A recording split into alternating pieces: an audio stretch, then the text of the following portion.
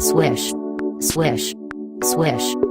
6 workers clean the bobsled runway with brooms, sweeping snow to the side of the track at the top of the Alpensia sliding center. They wear crampons over their boots, so they won't slip on the ice. It is training day for the foreman bobsledders, one last chance to make everything right before they start competing in the Winter Olympics. The first 2 runs are Saturday with the finals on Sunday.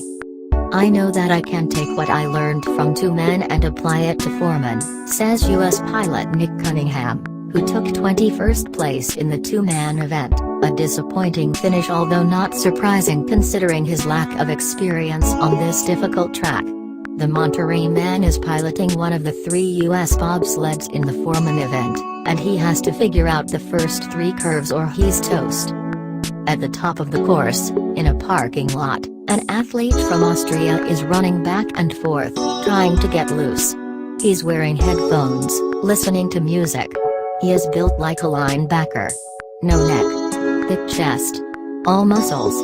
Bo Jackson thighs. All these guys have that same look. How do these racers warm up when they are outside, in frigid temperatures? Well, this is how. They run back and forth in a parking lot, wearing winter hats and winter jackets. Carlo Valdez, an American who rides with pilot Justin Olson, listens to hard rock music.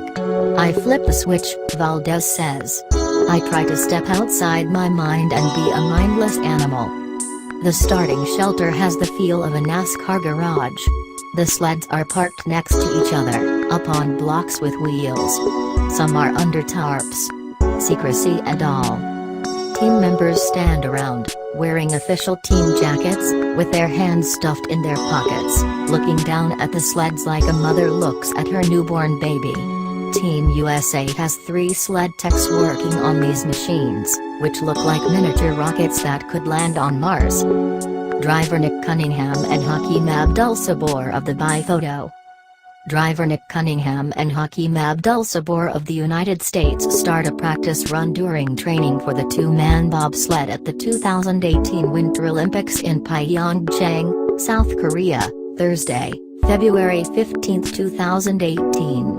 AP Photo, Michael Son, Photo, Associated Press.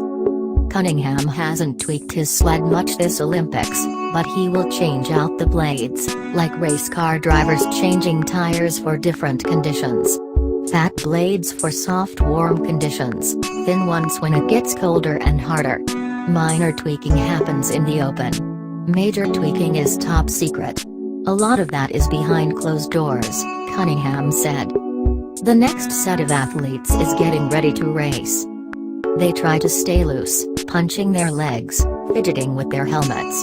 Team USA has a massage therapist and 3 sports medicine workers to get them ready. Some of the athletes kick their legs up and down like they are practicing for the Radio City Rockets. Others hop from side to side, like a boxer who just stepped into the ring. Anything to get loose while warming up inside what feels like a walk-in freezer.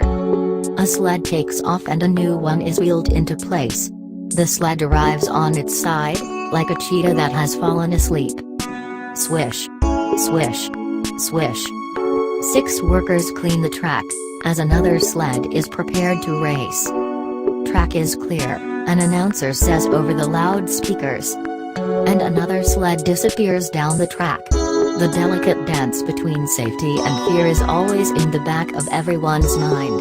Normally, the subject of crashing is a taboo subject around bobsledders, but Cunningham addresses it straight up with his team, which includes Sam Michner and Hakeem Abdul-Sabor. Well, looks like we are going to end up on our heads today, boys, he'll say. If he talks about it, he figures it will take away the fear. It's a tough, rough, guttural sport. Part NASCAR. Part weightlifting. Part sprinting. Part chess match. 2 team members prepare the next sled. The protective casing is removed from the blades.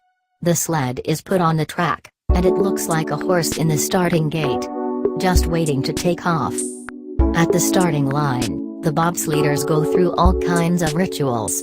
Some bang the side of the sled, as if to wake it up. Some rub it gently. Different teams do different things. Elaborate, choreographed high fives and low fives. There is a lot of grunting. You might see some crazy eyes, Olsen says. Down the track they go. One sled after the next. Each one sounds like thunder on the horizon.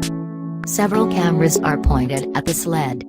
There is a camera on a rail, which looks like a robot with a giant eyeball that follows along the track. That gives TV viewers the side view.